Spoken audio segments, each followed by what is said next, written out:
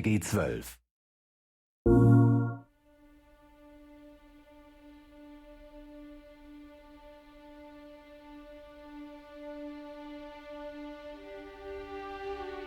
How would we react to sort of an animal that's so incredible? Would we be scared of it? Would we want to kill it?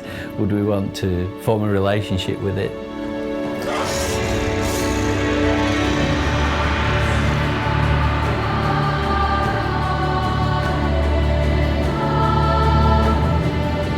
Today I was introduced to The Last Guardian for the first time. It's a story set in a sort of fantastic structural world of a young boy and this mythical creature which is sort of half griffin, half dog cat. You take on the role of the young boy and his encounter with this fantastic creature. In the game itself, there's a development of a relationship, a communication and a bond. So taking a step back, we've got to ask ourselves, is that kind of relationship a real one? These kind of bonds happen in real life. People form relationships with their companion animals. Animals themselves form bonds. Sometimes when it's different species, they have to get to know each other, as we are with our animals that we keep. Part of the real demand for people and animals is to understand how to relate to each other, how to form a relationship, and how to communicate.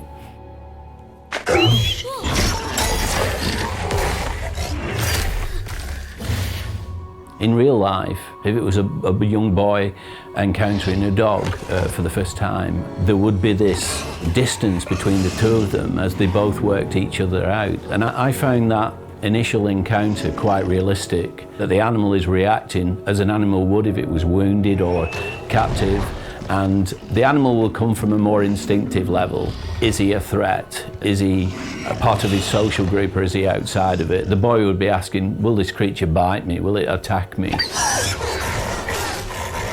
In order to calm an animal that's injured, what becomes important is the tone of voice and the calmness and the way that the communication is put into place. It's got to be slow, it's got to be gentle, it's got to be reassuring. If you think about horse whispering, where they will use a very gentle tone and at the same time breathe into the horse's nostrils, that's where it's picking up the fact that that person then becomes part of that herd.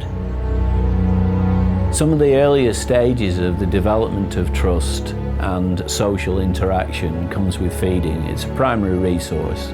Many animals that we keep, companion animals, the process of the initial relationship starts with that feeding, and from that point the animal begins to understand that part of the relationship is this social aspect of sharing food.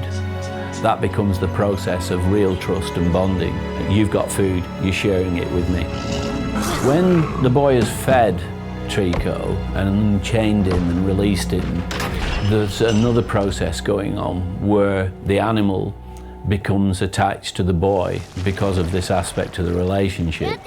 And from then on, the boy has a need. He wants to interact with the animal. And that's close to us wanting to stroke a warm-blooded animal. That helps us get serotonin. It's part of a comfort blanket system, makes us feel good.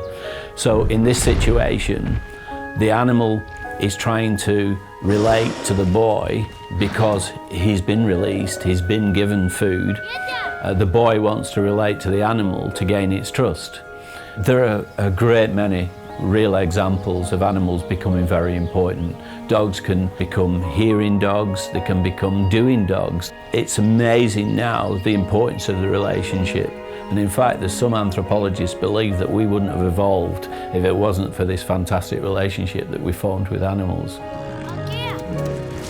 A lot of animal training comes from direction. People who train dolphins will often send away and getting the animal to move to particular signals and sounds. Trico, in that way, is looking to the boy, what do you want me to do? And the boy's saying, this is what I want you to do. People can train animals and direct particular behaviour by using objects. Interestingly enough, in dogs and cats, they can often become fixated with points of light and move towards that light. So in the game, where you could see the shield being reflective and could point to a direction.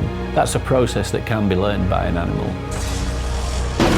And there are many real-life situations where an animal becomes protective of an owner. Because the bond is so close, the relationship's so important, that it's a natural behaviour to be protective, especially if they encounter something that's dangerous. At the beginning, you can see Trico and the boy are both uncertain of each other, but as the bond develops and the trust between them becomes stronger, rather than be uncertain of each other, they start to become more confident of each other, and it is a joint goal and a joint experience. And really that's true of all companionships in life. Life's an adventure.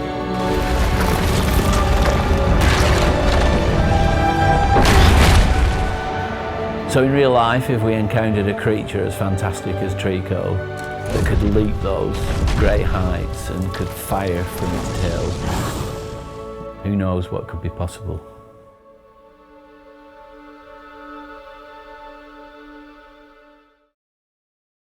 For the players.